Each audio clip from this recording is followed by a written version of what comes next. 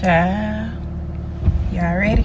It's not a natural thing, can't do it. Come on, let's get to it. Tonight, the feelings are so right. Today I want to talk to y'all about back when I was in college and I almost gave up on the nail journey. It was in my senior year. I was getting ready to graduate and I got pregnant. Boom, I'm pregnant, I'm in school, and I'm doing nails because at the time I was living in Columbus with my boyfriend. Oh yeah, pregnant, not the bills gotta get paid. And of course I wasn't doing it on my own, but you know, sometimes you gotta chime in. So it was a lot on me and it was stressful. Actually, I just did not want to do nails no more. Like, I wasn't even really doing my own nails. So I started looking for jobs. I had an interview with Apple. They chose somebody else. I wasn't even tripping, I just kept looking. But I was still doing nails, but I just wasn't putting as much effort into it anymore. Yeah, anyway, my graduation came. You know, I was so happy. I felt like the year was ending perfectly. My graduation was in December.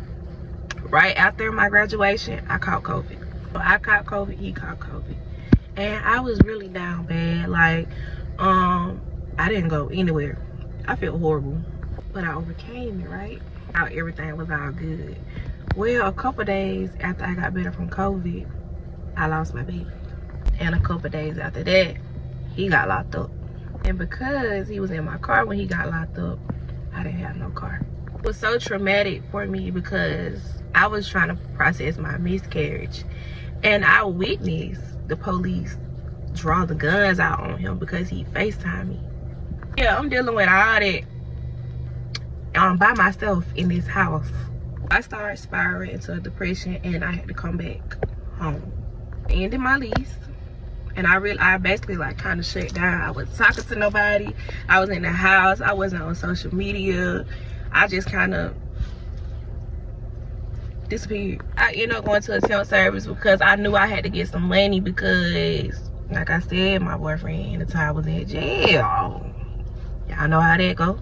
Let's just be real about it. I was working third shift and I hated that job. I absolutely hated it. I ended up getting a random email about a job in Marietta. Interview, and they told me that I was accepted and for me to come in. So I started working in Marietta. So I started back doing my nails because I'm in the city. So I want to keep myself up. You know, I start trying to love on myself so I could feel better. So the people in the office will always ask me like, who do your nails? Like, your nails are so pretty. And I'm like, I do them. It started to wake up something in me. It just kind of reminded me of my potential. And like, people I was working with was even telling me like, you need to be doing nails. Why are you not in your business?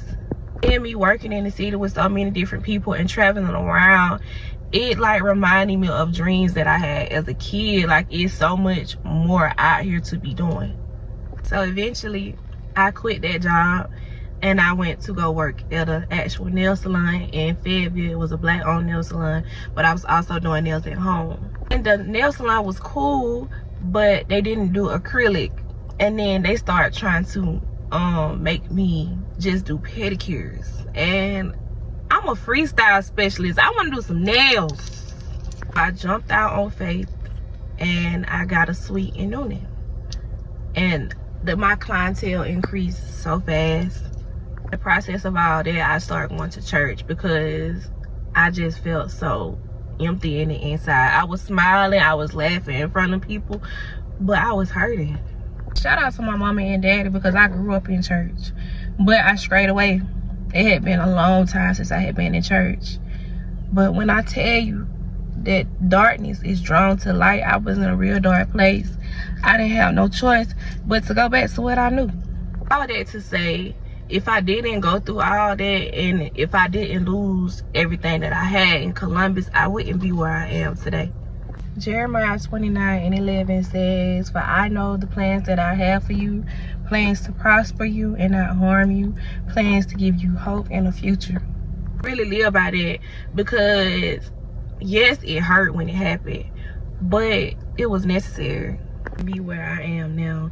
And even I just recently went through something again, and that relocated me to Atlanta to do nails. So everything happened for a reason. And like the oil is in the pressing, growth is in the pain. You have to go through that pain, because God uses that to breaks you down to build you back up. If you're going through something, if you made mistakes, if you have to take 2 or 3 steps back, still trust him, because he's gonna use it to process you. He's gonna use it to make you better. Literally, I almost gave up my gift and he wouldn't let me, and I'm so thankful for that.